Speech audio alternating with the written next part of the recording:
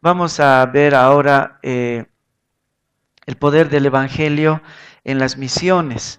Vamos a estudiar entonces este último tema conmigo, el poder del Evangelio en las misiones. Y para esto vamos a leer este versículo que está en Juan 17, 18, que dice así: como tú me enviaste al mundo, así yo los he enviado al mundo. Como tú me enviaste al mundo, así yo los he enviado al mundo. Vamos a orar. Oh amantísimo Padre Celestial, queremos darte gracias por todo lo que tú nos das, Señor. Todas las bendiciones, como dice tu palabra, toda buena dádiva de ti viene. ¿De quién más podría venir, Señor?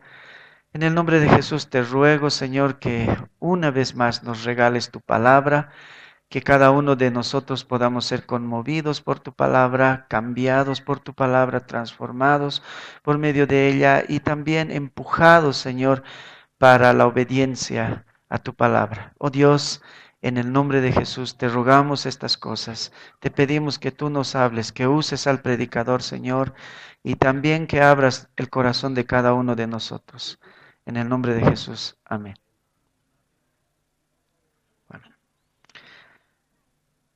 En este sermón vamos a ver tres cosas acerca del Evangelio, el poder que tiene el Evangelio en las misiones. La primera cosa que vemos en las misiones, o vamos a ver en esta mañana, es acerca de la visión y la misión de las misiones. Y es que cuando hablamos de las misiones, necesariamente tenemos que hablar de la visión de Dios. En nuestra época es muy común hablar de visión. Las empresas, las organizaciones, los proyectos, las instituciones tienen una visión.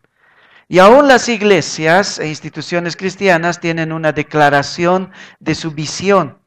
Esto es bueno porque nos permite tener un norte hacia donde nosotros queremos llegar. Ahora, existen muchos conceptos acerca de la visión, pero para este sermón vamos a tomar uno de los conceptos más sencillos, ese que nos sirva un poco para entender a dónde queremos ir en este sermón. Y este concepto sencillo dice así: la visión describe cómo queremos ver el mundo en el futuro, que obviamente tiene que ser diferente de cómo lo vemos ahora. Es una descripción del mundo ideal desde la perspectiva de la empresa u organización. La visión sirve como la meta donde queremos llegar. La visión pinta el mundo en el futuro como queremos verlo. Cuando hablamos de empresas, de organizaciones, podemos tener visiones que se contradicen muchas veces unas a otras, por la simple razón de que no todas las visiones se van a cumplir. A mí me impresiona cómo las instituciones se ponen visiones demasiado altas, visiones donde Dios tendría que hacer grandes milagros, y de eso se trata. La visión se trata de que vamos a poner adelante algo que a veces es imposible de hacer. Pero la realidad de las visiones de todas las instituciones y de las empresas, además de contradecirse, es que muchas de ellas jamás se van a cumplir. Les voy a dar un ejemplo. La visión que tiene mi hijito menor acerca del almuerzo ideal de la vida de todos los días es una gran hamburguesa con papas fritas y Coca-Cola todos los días de su vida. Esa es su visión. Pero la visión de mi esposa del almuerzo de mi hijito es bastante diferente. Mucho brócoli, zanahorias, tomates, pedacitos chiquitos de carne y un vaso de agua. Esa es la visión de mi esposa acerca del almuerzo de mi hijo. Ahora, una de ellas no se va a cumplir, ¿no? Y Samuel debe estar frustradísimo porque creo que está allá al fondo. Pero esa es la visión que no se va a cumplir. Y en el mundo eso es lo que sucede. Hay muchas visiones, unas se contradicen con otras y algunas de ellas jamás se van a cumplir. Pero cuando hablamos de la visión de Dios, tenemos que recordar que Dios es infalible, es omnipotente, es sabio y muchos atributos que van a hacer que la visión de Dios se cumpla sí o sí. Pase lo que pase. Nada va a detener que esto suceda. La visión de Dios se cumplirá. Y no importa si estamos o no estamos de acuerdo. No importa si nos involucramos o no lo hacemos. O si creemos en esa visión o no creemos en la visión de Dios. La visión de Dios jamás va a ser alterada y se va a cumplir en cada milímetro de la visión. Por eso Él dice, mi consejo permanecerá y haré, dice, todo lo que quiero en Isaías 46:10. La visión de Dios no se va a frustrar jamás. Ahora, ¿cuál es la visión de Dios acerca de este mundo? En Apocalipsis 7, 9 al 13 podemos ver la visión de Dios acerca del final de los tiempos. Después de esto dice la palabra, miré y he aquí una gran multitud, la cual nadie podía contar, de todas las naciones y tribus y pueblos y lenguas que estaban delante del trono en la presencia del Cordero, vestidos de ropas blancas y con palmas en las manos, y clamaban a gran voz diciendo, la salvación pertenece a nuestro Dios que está sentado en el trono y al Cordero. Y todos los ángeles estaban en pie alrededor del trono y de los ancianos y de los 4 seres vivientes, y se postraron sobre sus rostros delante del trono y adoraron a Dios diciendo, amén. La bendición y la gloria y la sabiduría y la acción de gracias y la honra y el poder y la fortaleza sean a nuestro Dios por los siglos de los siglos. Amén. Entonces uno de los ancianos habló diciéndome, estos que están vestidos de ropas blancas, ¿quiénes son y de dónde han venido? Y yo le dije, Señor, tú lo sabes. Y él me dijo, estos son los que han salido de la gran tribulación y han lavado sus ropas y las han emblanquecido en la sangre del Cordero. Por esto están delante del trono de Dios y le sirven de día y de noche en su templo. Y el que está sentado sobre el trono extenderá su tabernáculo sobre ellos y no tendrán hambre ni sed. Y el sol no caerá más sobre ellos ni calor alguno, porque el Cordero que está en medio del trono los pastoreará y los guiará a fuentes de aguas de vida, y Dios enjugará toda lágrima de los ojos de ellos. Esa es la visión de Dios acerca del final. Lo que podemos ver en este cuadro es algo en lo que quizá muchas veces no solemos pensar. No dice en esta visión que todo el mundo va a estar presente en ese lugar. Así creen los universalistas. La idea de ellos es que todo el mundo va a estar allá. Pero sí dice que en este cuadro estarán representadas, dice, de todas las culturas, de todas las lenguas, de todas las etnias del mundo. Eso es lo que en la Biblia significa que Dios quiere que todo el mundo sea salvo.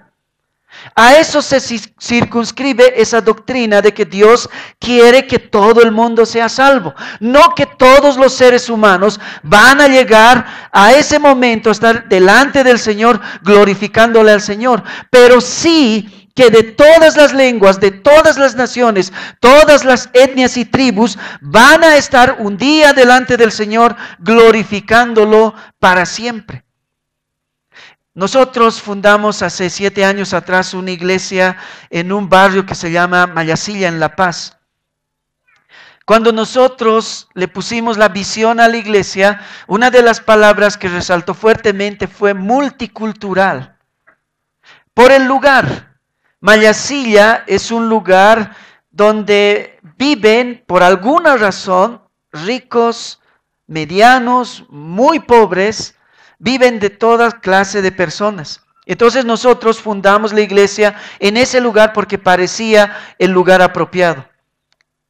En estos últimos años, los domingos realmente me complace mucho ver gente muy rica, muy acomodada económicamente. Veo hermanos muy pobres también sentados al lado de ellos, morenitos, gringuitos, familias de color. Tenemos una familia de color.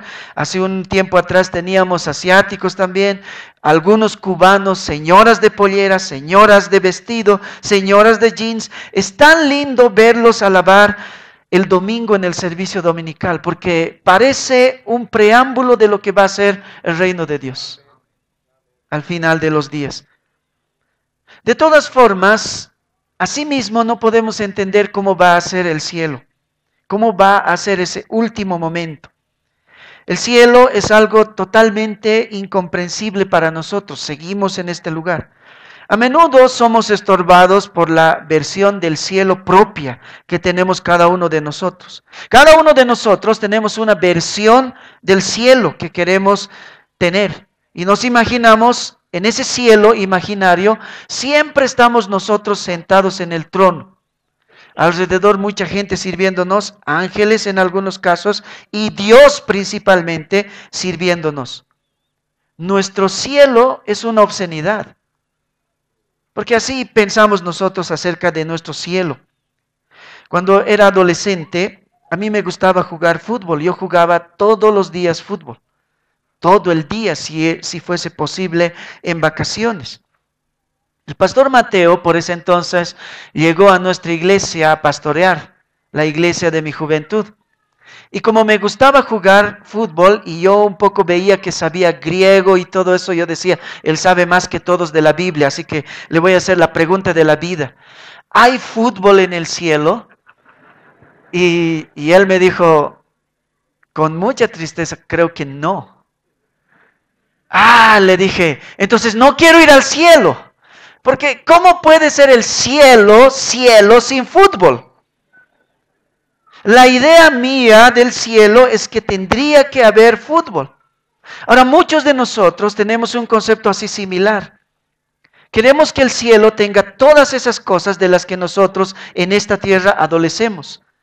Tenemos miedo de que allá no haya las cosas que queremos que haya en el cielo. Por eso les decía, nuestra versión del cielo es sumamente obscena y contrabíblica, porque el cielo es un lugar donde Dios tiene que estar en el trono, todas las lenguas y todas las naciones glorificándole a Él, con los corazones cambiados, entendiendo realmente quién es Dios, como hoy día no podemos comprender cabalmente.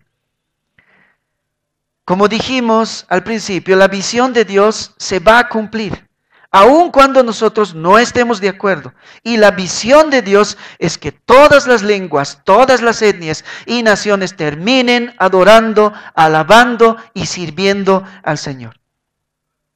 Ahora eso parece bien egoísta de parte de Dios. ¿Es egoísta para Dios ser el centro de la historia, ponerse ahí en el trono entre todas las naciones y lenguas? No. Eso es lo que precisamente significa la gloria de Dios. A veces me preocupa, en la iglesia hablo mucho de la gloria de Dios. Y muchos nuevos especialmente aprenden rápido y dicen, sí, hacemos por la gloria de Dios, por la gloria de Dios. Alguna vez me he sentado con uno de ellos y le digo, ¿qué es la gloria de Dios? No sé, pero hacemos todo por la gloria de Dios. Pero ¿qué es la gloria de Dios?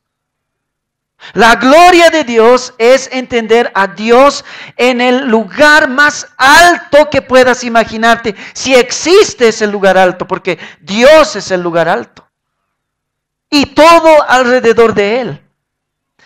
Cada una de las cosas que nosotros hacemos, las hacemos para que eso suceda, por ponerlo en el lugar alto en nuestras vidas. La primera prioridad es Dios.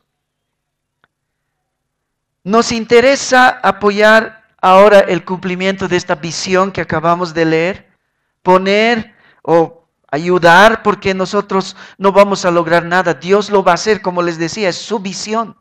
Con o sin nosotros, Él va a llegar a ese momento en el trono con todas las naciones a su alrededor.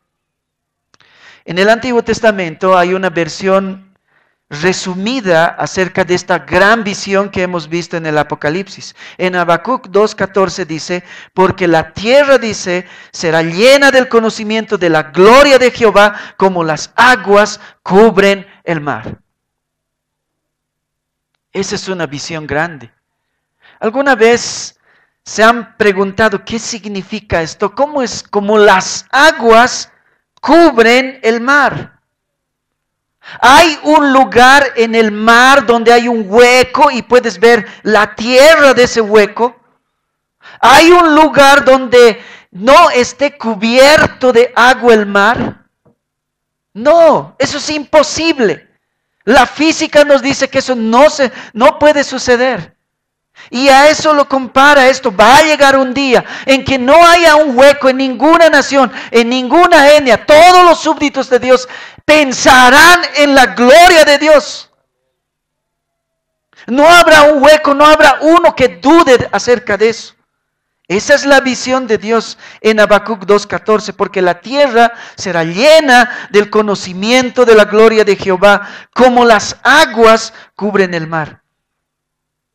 Entonces vemos dos cosas primero.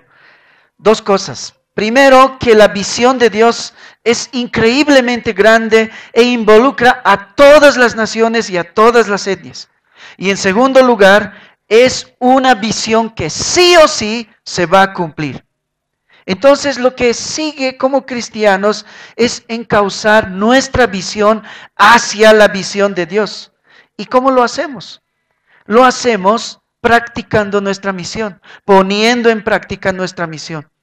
La declaración más famosa acerca de la misión de los cristianos está en un versículo que casi todos conocemos, Mateo 28:19. Por tanto dice, id y haced discípulos a todas las naciones, bautizándolos en el nombre del Padre y del Hijo y del Espíritu Santo. Yo sé que exegéticamente la gran comisión en realidad involucra sobre todo a ser discípulos. Ese es el verbo principal en este versículo. Pero la palabra id, ¿no?, que es un participio que se traduciría mejor como yendo, en realidad, si ustedes notan, está al principio, antes de hacer discípulos. Esto tiene mucho que decirnos a nosotros. ¿Por qué? En el seminario siempre les digo a los estudiantes, el orden de las palabras están colocadas de acuerdo al énfasis. En el griego las palabras están colocadas de acuerdo al énfasis.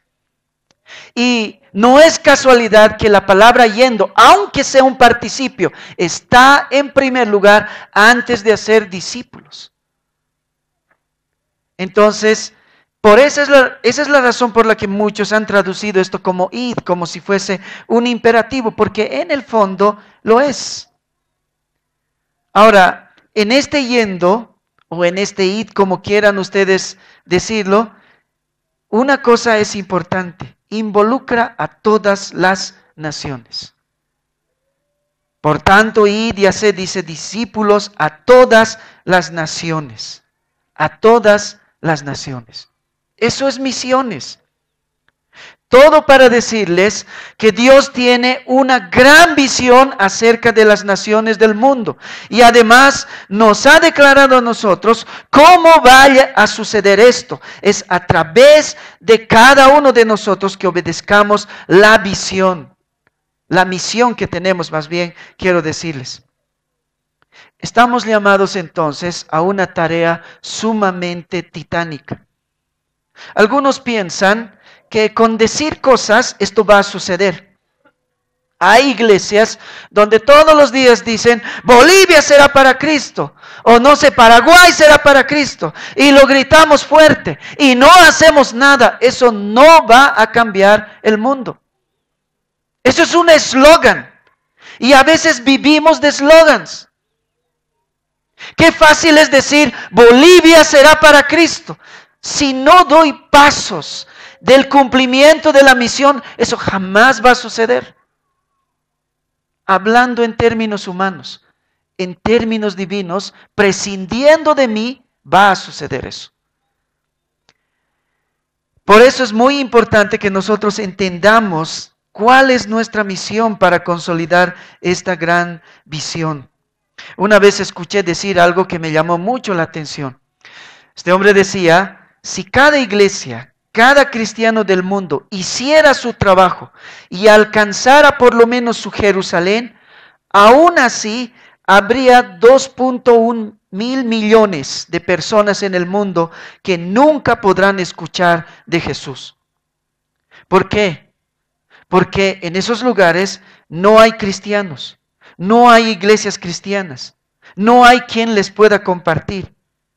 Y si estos 2.1 mil millones de personas, que representan 7.000 etnias, no conocen a Jesús, la visión de Dios hipotéticamente no se podría cumplir. Hablando racionalmente, humanamente, matemáticamente, así es. Pero tenemos antecedentes del milagro del Evangelio. En la iglesia primitiva, un puñado de hombres, unos discipulados por el Señor Jesús, lograron trastornar todo el mundo conocido de entonces. Y aún en el libro de Hechos los llamaban así. Ahí vienen esos que trastornan el mundo.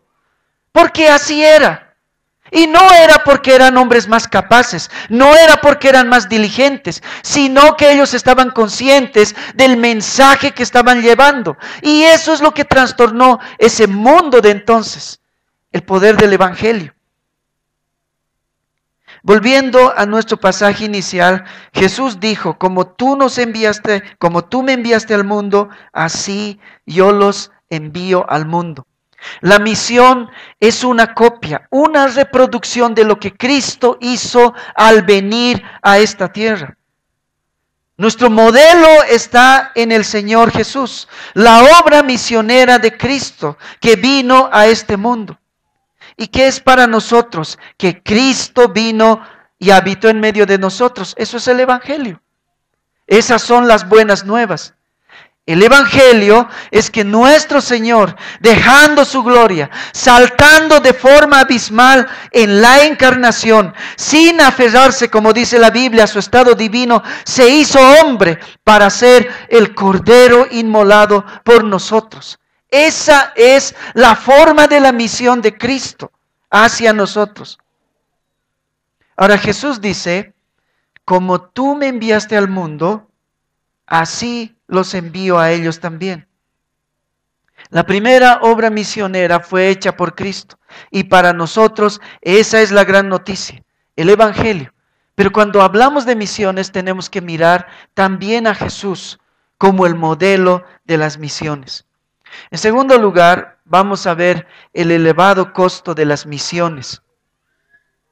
El versículo que hemos leído dice, como tú me enviaste al mundo, así yo los he enviado al mundo. Ahí está la visión de Dios, el modelo de Dios, y así es, dice, como a nosotros nos envía al mundo. El modelo de la misión lo vemos en el Evangelio. Y si hablamos del costo, no tenemos que argumentar demasiado con decir que el costo fue la sangre del Hijo de Dios derramada en el Calvario. Hemos dicho mucho acerca del costo. Podríamos hablar muchas horas acerca del precio de la primera obra misionera, que es la de Cristo viniendo a este mundo. Pero hoy quisiera enfocarme sobre todo en la segunda parte de este versículo. Así yo los he enviado al mundo, el costo de las misiones en el mundo. Para nosotros ir hasta lo último de la tierra es una tarea bastante difícil y costosa. Vamos a hablar de algunos parámetros. El costo en cuanto al tiempo y la paciencia, por ejemplo. Las historias que tenemos acerca de etnias pequeñas que han sido alcanzadas son historias de mínimamente 20 años de compromiso. Equipos, en algunos casos con personas solas, que pasan años aprendiendo la cultura y el lenguaje para poder después pasar más años traduciendo partes de la Biblia o a veces la Biblia entera o por lo menos en algunos casos mensajes en el nuevo lenguaje. Si la etnia nunca tuvo escritura, los misioneros pasan más tiempo enseñando a la gente cómo escribir y cómo leer el mensaje del Evangelio. Y tal vez muchos de ellos van a invertir entre 10 y 15 años de trabajo. Y después de 10 o 15 años de trabajo, entonces van a ver un cristiano. Solo uno. 10, 15 años de inversión en esta cultura. Ahora, en ese momento, ¿se puede decir que esa etnia ha sido alcanzada? No. Solo hay un cristiano. Los misioneros entonces ahora tienen que empezar a discipular a partir de este nuevo creyente. Y luego tienen que trabajar para plantar la primera iglesia. ¿Está ahí alcanzada la etnia? No. Esta iglesia va a tomar su tiempo para madurar y empezar a reproducirse en otras iglesias. Y solo cuando la iglesia tiene la habilidad de alcanzar el resto de las etnias, decimos que la etnia ha sido alcanzada. Hasta aquí pueden haber pasado unos 20 años. Pero estamos hablando de etnias pequeñas. Y solo en el caso de que estas etnias han abierto el corazón y sus puertas de su pueblo para recibir a los misioneros. Ahora, no todas las etnias son pequeñas. Hay 403 etnias en el mundo con más de 1 millón de personas. 50 de estas etnias tienen poblaciones más grandes que la población de todo Bolivia. Y sabemos que no todos están abiertos a la presencia de misioneros, mucho menos al Evangelio. En el norte de La Paz, escuché una vez que un grupo misionero esperó años, pero muchos años, para tener solamente un primer encuentro. Es decir, encontrar a una persona. Convencerlo después de entrar a su tribu fue una cosa de muchos otros años más. En Santa Cruz escuché que los primeros grupos que entraron de misiones en las etnias resultaron muertos. 5 misioneros murieron en ese intento. El costo es elevado. ¿Qué pasa en cuanto al costo en dinero y en sacrificio? Si el mínimo de tiempo que necesitamos para alcanzar una etnia son 20 años, todo gasto de los misioneros se multiplica por 20. Pasajes de ida y vuelta a sus países. Algunos piensan que los misioneros son turistas. Desde lejos se ve así. La vida de ellos es muy dura. Muchos de ellos tienen que volver a sus países, aunque no quieran, porque políticamente así es. Así tiene que ser. Para no nacionalizarlos, muchos de ellos tienen que volver muchas veces a sus países. Hay que multiplicar este ir y venir por 20 años. Algunas veces para visitar a su familia, para aprovisionarse.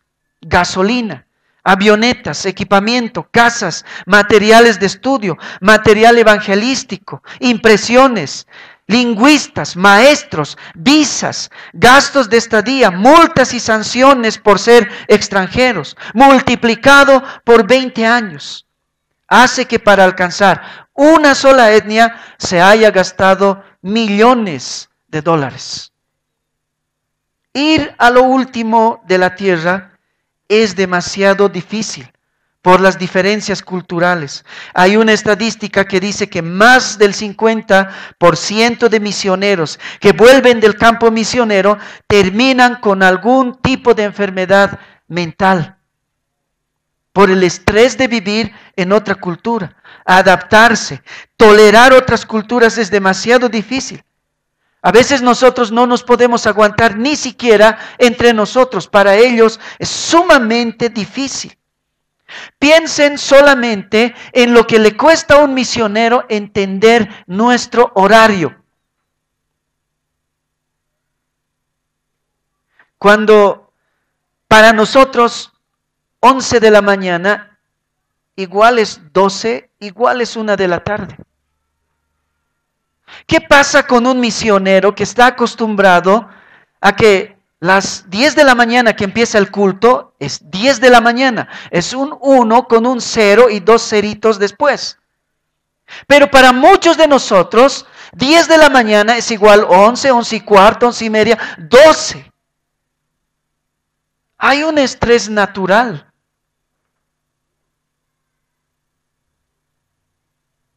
Pero esa es una de las más pequeñas de las cosas. El costo material no lo es todo. También debemos incluir el costo en cuanto a la inversión de vidas. Para alcanzar una sola etnia necesitamos en muchos casos que muchas vidas sean dispuestas para la obra misionera. Algunos casos requiere que generaciones de misioneros vayan por alcanzar solo una etnia. Algunos son perseguidos, algunos incluso muertos. ¿Cuán costoso es alcanzar a las naciones? El costo va mucho más allá. Hijos pequeños de misioneros que no pueden crecer a las faldas de sus abuelitos, que tienen que verlos cada 3 años. Hijos adultos que les ha llegado una carta que dice que su padre o su madre tiene Alzheimer, tiene cáncer o simplemente vejez, pero no pueden ir a acompañarlos en su vejez. A veces tienen que llorar sobre una fatal carta o un aviso de que sus padres acaban de morir. Todo para alcanzar a las naciones. Navidad, Año Nuevo, días de soledad, sin la familia, una comida extraña y dañina para algunos. Pero el caso más extremo es de aquellos misioneros que deben ir a lugares donde es bastante claro que no los quieren, que no quieren a Jesús, que no quieren el Evangelio. Países como en Corea del Norte y otros que consideran al cristianismo como una amenaza. El gobierno no les permite entrar. La pena en muchos casos por predicar el Evangelio es la muerte. ¿Qué vamos a decir de los países musulmanes? Mucha gente, muchos misioneros están muriendo por ir a predicar a los musulmanes. No tenemos que hablar mucho del asunto hoy en día. Lo vemos en el internet. Todos los días la gente está muriendo por predicar el Evangelio. Hoy en día, como en los días de la iglesia primitiva, miles de creyentes, misioneros están siendo decapitados, encarcelados, mutilados, muertos de formas horrendas y diabólicas. ¿Cuál su delito? Predicar el Evangelio. ¿Cuál su visión? La visión de Dios. Cuando hablamos de costos, la misión es una tarea de un altísimo costo, pero a la misma vez es una necesidad grande. Hay mucha gente que se está yendo al infierno. Hoy día existen alrededor de 16,000 etnias, de las cuales 7,000 no han sido alcanzadas. Eso significa 2.1 mil millones de personas que todavía están fuera del alcance del Evangelio. ¿Cuánto significa esto? Si consideraras que un segundo es la vida de una de esas personas, tendrías que llegar a tener 66 años para contar en segundos la vida de cada uno de ellos. La necesidad es grande. El costo es altísimo. La visión divina es demasiado grande. ¿Cuál es el sustento de las misiones? ¿Cómo vamos a llegar a alcanzar a esa visión de Dios si es tan difícil hacerlo? Por medio del Evangelio. Y ahí es donde vamos a entrar a nuestro tercer punto, el poder del Evangelio en las misiones. El milagro del Evangelio, además de salvarnos del pecado y de la ira de Dios, es que luego pone todas las cosas en su respectivo lugar.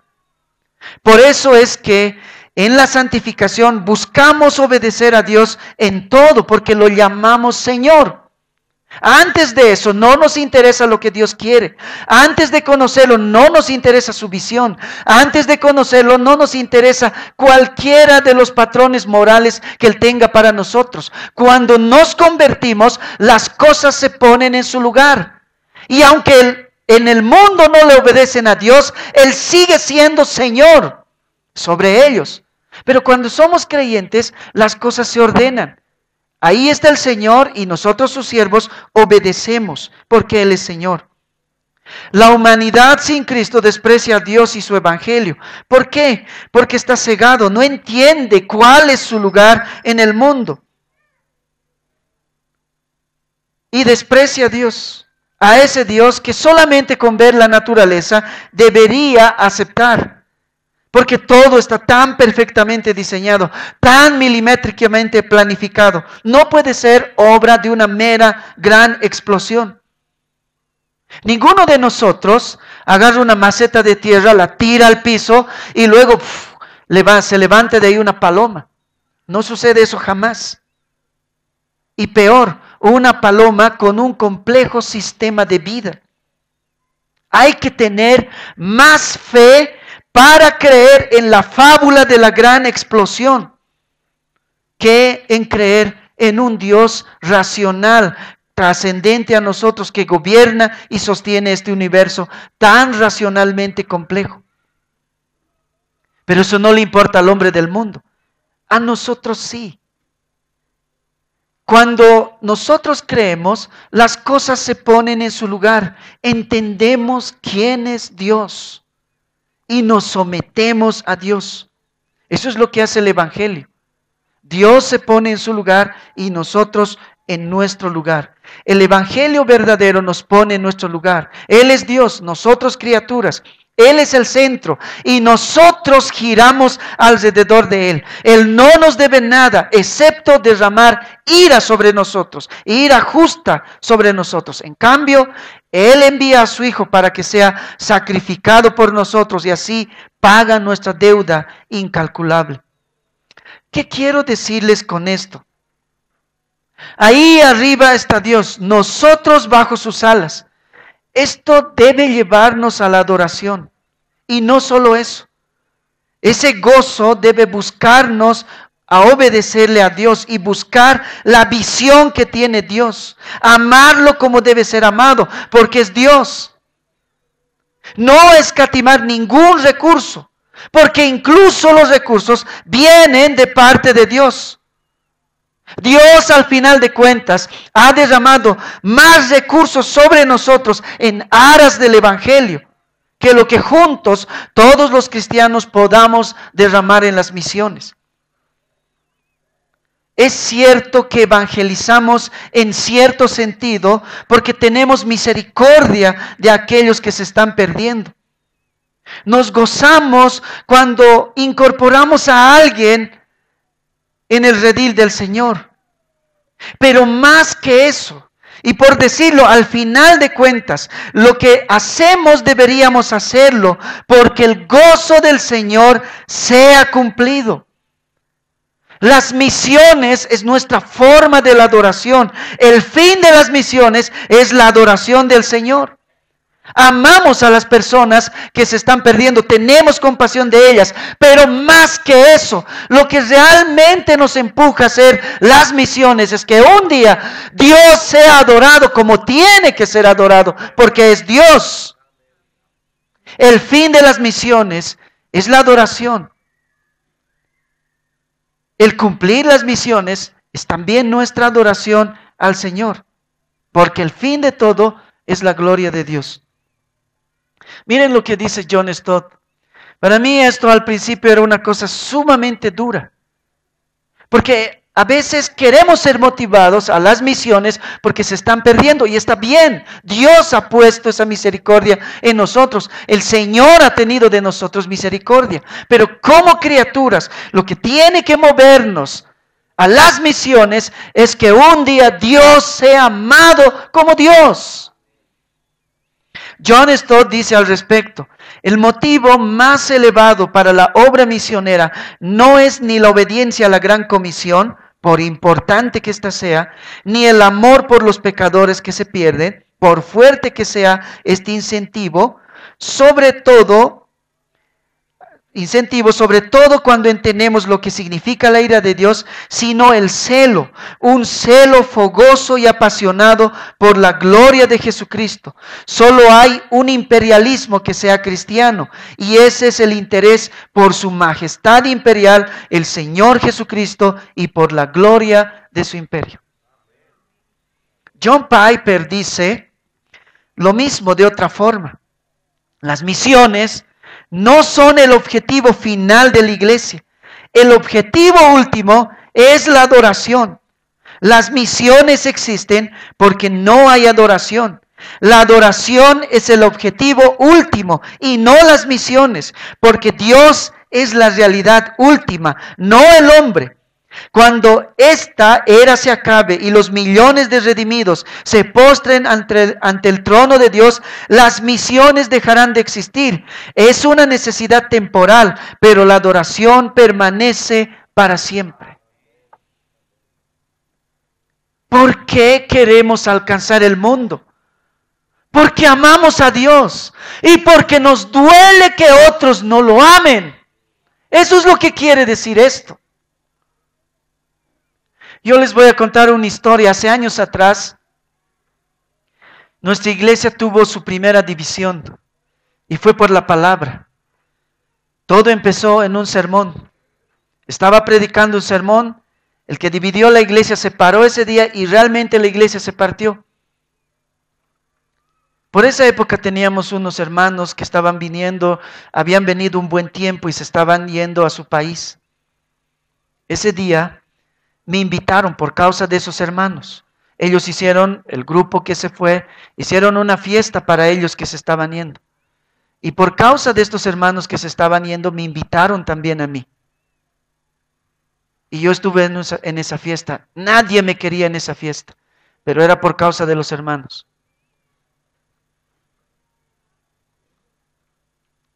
En la fiesta había otro pastor, en la fiesta había otro predicador. Era casi todo apuntado para lastimarme lo más que se pueda. Y una hermana no aguantó. Salió y con la madurez que debe haber en todos, fue un rato afuera a llorar. Porque no podía soportar. ¿Por qué están lastimando al pastor? ¿Qué les ha hecho? ¿Cómo han traído un desconocido, otro pastor a quien estas personas que se estaban yendo ni lo conocían? Le dolió que me lastimaran y fue a llorar y volvió y no pasó nada. Otra persona me avisó esto. Pero luego uno de los hermanos que se estaba yendo me abrazó y lloró sobre mí y me dijo, usted fue nuestro pastor. Y le estamos agradecidos. Ellos conocieron al Señor en Bolivia, en nuestra iglesia. Me abrazó y se fueron llorando. Y me dijeron, usted nos ayudó a conocer al Señor. Eso no lo vamos a olvidar. ¿Qué quiero decir detrás de esta historia? Esto sucede muchas veces. Cuando lastiman a nuestro Padre, cuando lastiman a alguien que queremos. Nos duele, ¿no es cierto?, que no todos lo quieran como nosotros los queremos. Y algunos lloran. Eso es lo que pasó con estos hermanos. Vemos estadísticas y vemos miles y miles de personas que se están muriendo. Y es triste. Pero también debemos ver el otro lado de las misiones. Dios es Padre. Dios es amante. Finalmente, ¿qué palabra existe después de la palabra Dios? ¿Hay una palabra más trascendente que la palabra Dios? Pero hay miles de personas que no lo quieren. Y eso nos tiene que doler. Así como para estas personas fue muy doloroso que lanzaran dardos sobre mí, que me lastimaran lo más que pudieran, y eso produjo en ellos un dolor, a nosotros nos tiene que doler que el Señor del trono no esté en el trono, en el corazón de muchas personas, en muchas naciones. Eso es lo que han querido decirnos John Stott y John Piper. La razón de las misiones es porque no hay una adoración a Dios, y eso nos tiene que lastimar, porque queremos que el mundo ame a Dios como nosotros lo amamos. Es nuestro Padre, es nuestro Dios. Las misiones existen para eso. Las misiones van a acabar un día, la adoración nunca. La adoración es para siempre. Esa es la visión final de las misiones, la glorificación del Señor. Lo que quiero decirles con todo esto es que la visión de Dios es la visión lógica de alguien que es Dios. ¿Entienden lo que les digo con esto? La visión de Dios es la visión lógica de alguien que es Dios. ¿Cómo puede ser posible que Dios haga criaturas, las sustente, las defienda, las proteja, y esas criaturas no lo amen? La visión de Dios no va contra nosotros. La visión de Dios es lógica. Un Dios tendría que tener criaturas que lo amen como Dios. Eso es lógico. Que todos sus súbditos de un reino amen y celebren a su rey es lo más natural que debe suceder. De la misma forma que un Dios tenga criaturas que lo amen, que vengan de todas las naciones, de todas las lenguas y de todas las etnias, y que echen sus coronas delante del Rey del universo, es lo más razonable que puede suceder. Y sus hijos queremos que eso suceda, y por eso necesitamos ir, por eso necesitamos dar, por eso necesitamos orar, para que un día el Señor sea puesto en su lugar.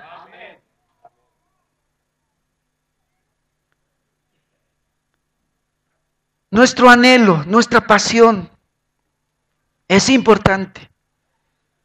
Debemos desear que esto suceda, pero cuando vimos el costo, vimos que es difícil, casi imposible. ¿Qué nos va a ayudar? El Evangelio. Y yo quiero recordar un pasaje que hemos visto, muchos de los que hemos predicado aquí hemos repetido porque no me avergüenzo del Evangelio, porque es poder de Dios para salvación a todo aquel que cree. La palabra avergonzar en el griego también se puede traducir frustrar, no frustrar. Y yo quiero usarlo en ese sentido ahora, porque no me frustra el Evangelio, porque es poder de Dios, y lo que el Evangelio tiene que hacer, lo va a hacer, lo va a hacer. El Evangelio es poder de Dios, nada va a prevalecer contra ese poderoso mensaje. No me avergüenzo del Evangelio, porque es poder de Dios para salvación a todo aquel que cree. El Evangelio es el poder de Dios. Nada va a ir contra el Evangelio. Algunos dirán, la tarea es muy difícil, casi imposible de alcanzar. De las 16,000 etnias existentes en el mundo, 7,000 no han sido alcanzadas. De las 3 más grandes religiones que comprende casi la mitad de la población mundial, o de las 3 más grandes religiones comprende casi la mitad de la población mundial. 68% de los musulmanes, hindús y budistas no conocen a un cristiano personalmente. Casi 1/3 de todo el mundo nunca ha escuchado el mensaje del Evangelio. La tarea es muy difícil, casi imposible de alcanzar. Pero cuando los primeros misioneros empezaron la labor, eran apenas unos cuantos hombres y mujeres, sin mucha educación, sin organizaciones misioneras, sin apoyo económico. Y a los primeros 100 años, casi toda la cuenca del Mediterráneo había escuchado el Evangelio. ¿Por qué? Porque el Evangelio es el poder de Dios. Algunos dirán, pero hay lugares que son impenetrables. En algunos lugares, como en Corea del Norte, las nuevas leyes obligan a los vecinos a vigilar a sus vecinos por si acaso estos son creyentes. Las últimas disposiciones en Corea es que tú vigiles si alguien de tu cuadra está saliendo a una cierta hora todo el tiempo, o si está envolviendo algo raro que puede ser una Biblia, o si están llevando hojitas que pueden ser la palabra del Señor. Tú tienes que vigilarlos en tu cuadra. ¿Por qué? Porque si no lo haces y otros descubren que hay un cristiano en tu cuadra, se llevan preso a todos los de la cuadra. Así que todos andan mirándose el uno al otro si no hay cristianos en su cuadra. Y entonces uno dice, ¿quién va a predicar allá? ¿Quién va a arriesgar para ir a la cárcel? Es difícil, todos están susceptibles el uno del otro. Pero por Dios, hay una iglesia en Corea. Hay una iglesia en Corea. Escondida, perseguida, estigmatizada, abusada, funcionando en suburbios, a escondidas, algunos muriendo. Y una iglesia probablemente con más fidelidad que muchas de nuestras iglesias. No hay un lugar impenetrable para el evangelio. El tirano coreano no pudo ni podrá detener el poder del mensaje del evangelio. Él morirá y el evangelio va a seguir. El evangelio se predicó en medio del holocausto, en medio de la persecución romana, en medio de la Inquisición. Ninguna de esas épocas ha podido detener el evangelio. ¿Cuál de sus exterminadores murió con la alegría de ver el evangelio extinguido? A ellos se los han comido ya los gusanos, pero el evangelio florece de día en día. ¿Por qué? Porque el evangelio es poder de Dios. Algunos dirán, pero hay lugares donde matan a los misioneros. Es verdad. Los lugares más difíciles de predicar hoy en día está entre los musulmanes. Gran parte de los misioneros que van allá firman un contrato para morir en ese lugar, porque muchos saben que no van a salir de ese lugar. Pero no es la primera vez. Por años, por siglos, por milenios vamos a decir, los cristianos han estado yendo a lugares donde saben que los van a matar y han estado muriendo uno a otro, hombres, mujeres, ancianos, hasta niños misioneros, hombres como dice la Biblia, de los cuales el mundo no es digno. ¿Qué importa? Nada puede detener el mensaje del evangelio. Como dijo una vez Jerónimo, la sangre de los mártires es la semilla de la iglesia. O como dijo una vez un anónimo, jamás existió un santo sin cicatrices. De todas formas, atacar, matar a un misionero, a un creyente evangelista, es como bombardear un átomo. No sabes el poder que se desata cuando lo haces. Ustedes saben que la bomba atómica sucede por bombardear un átomo. Es una cosa que tú no puedes ver. Pero el poder explosivo de un átomo es grande. Bombardéalo, trata de matarlo, trata de dividirlo. Y lo que vas a hacer es sucumbir ante una gran explosión. Matar a un cristiano, matar a un misionero, es como bombardear un átomo. ¿Por qué? Porque el mensaje es el poder de Dios. Los musulmanes se están extendiendo terriblemente en casi todos los continentes. Pero un día ese mensaje va a sucumbir. No va a durar. El mensaje de Dios, el evangelio es el poder de Dios. Algunos dirán, el mundo tiene problemas más grandes que quizá quisieran arreglar primero. No van a querer escuchar este mensaje del evangelio.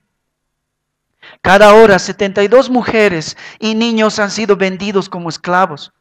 Cada hora 237 personas han muerto con SIDA.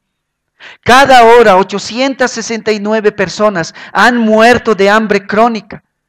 Cada hora 1.250 personas han muerto de enfermedades que se pueden curar. Sí, Hay grandes problemas en el mundo, pero ningún problema es más grande como el hecho de que todos están bajo la ira de Dios.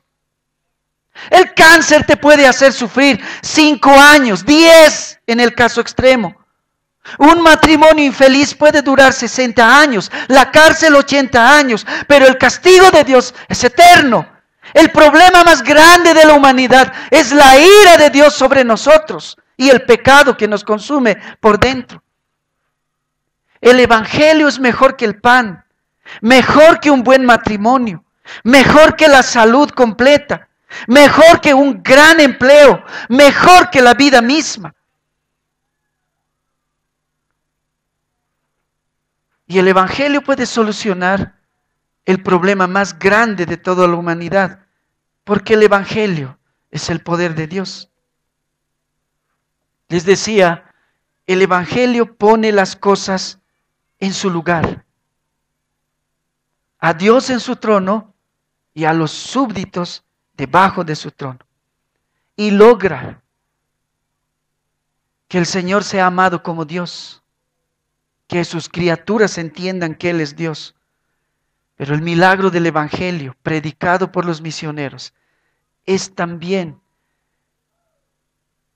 que pueda reconciliar a etnias, lenguas, naciones que producen guerras por causa de su odio, pero el evangelio los puede unir. Es el poder del evangelio.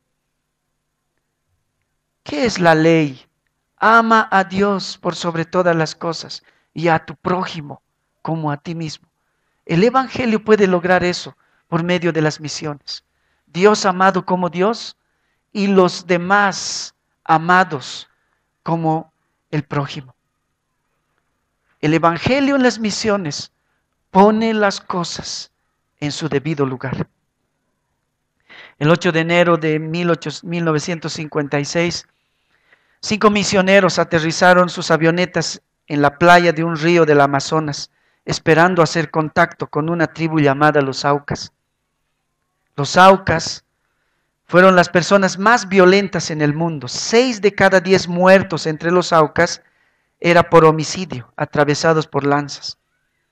Después de mucho tiempo de planificar e intentar hacerlo, al fin estos 5 misioneros llegaron a una playa, esperando tener contacto con los Aucas.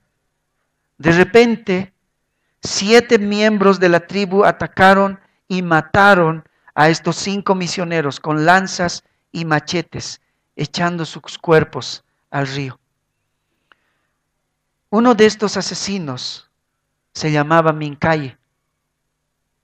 Después del ataque, sabiendo el alto riesgo que todavía existía, la hermana de uno de los mártires fue a vivir en esa tribu donde murió su hermano y fue a compartirles el evangelio.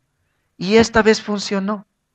Y poco a poco, uno por uno, Dios cambió los corazones de los de la tribu de tal manera que dejaron su vida violenta para vivir para Cristo. De esta forma sucedió la primera reconciliación, que es la reconciliación entre los Aucas y Dios, la reconciliación entre Dios y los hombres. Pero la historia no termina ahí, porque el hijo de los 5 mártires, Steve Sain, que tenía entonces 5 años cuando su padre fue asesinado, fue también con su mamá a vivir con los Aucas. Como Steve no había crecido en la selva y no sabía soplar dardos, ni tampoco seguir el rastro de los chanchos salvajes o hacer fuego, Mincaye, el asesino de su padre, adoptó a Steve como el padre a quien le había quitado para enseñarle a cómo vivir en la selva. Y más tarde, él fue bautizado por los Aucas. Es decir, la persona que asesinó a su padre en una manera tan violenta y horrorosa fue transformada para ser, para Steve, el padre que no tenía, o más bien, el padre que Mincaye le había quitado. Entonces, después de ser reconciliados con Dios, sucedió el segundo milagro del evangelio, la reconciliación entre ellos, entre los hombres. Pero la historia no termina allí. Años después, cuando Steve Saint ya estaba casado y tenía sus hijos, Mincaye era llamado por ellos abuelito. Mincaye llegó a ser familiar de ellos. Fue a visitar a los Estados Unidos, a esa familia en una ocasión. Un día, la única hija de Steve empezó a quejarse de un dolor de cabeza. Mientras Steve y su esposa estaban orando por Stephanie, que así se llamaba la hija de ellos, ella gritó de repente en un momento y sus ojos se dieron la vuelta hacia atrás. Inmediatamente llamaron a emergencias. Los médicos vinieron, le pusieron a la hijita de Steve tubos en su nariz, la ataron en un tablero y así la llevaron al hospital. La familia, incluyendo Mincaye, que los había ido a visitar, fueron tras la ambulancia en otro auto.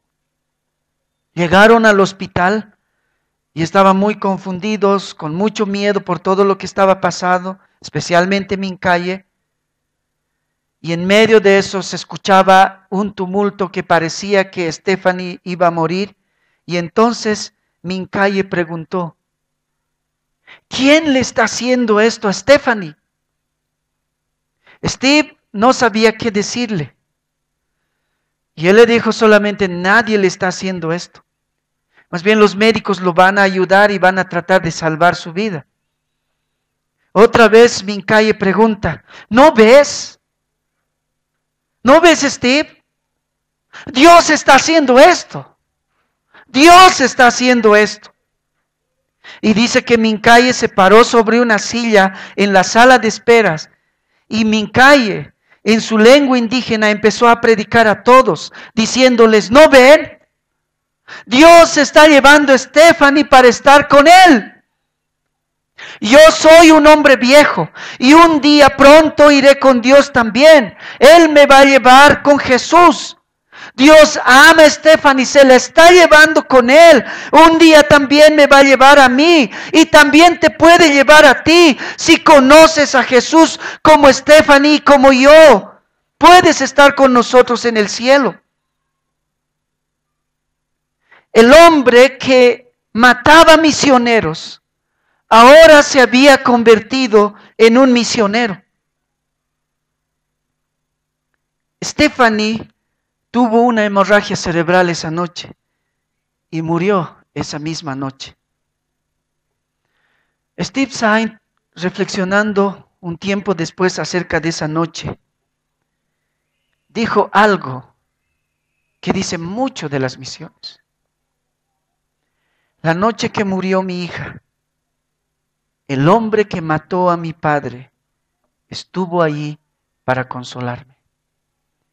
La noche que murió mi hija, el hombre que mató a mi padre estuvo allí para consolarme. ¿Quieres saber qué es cuando dice la Biblia? El Evangelio es el poder de Dios. Eso es. Poner a Dios en su trono, que los súbditos lo amen como a Dios y que los demás se amen entre sí.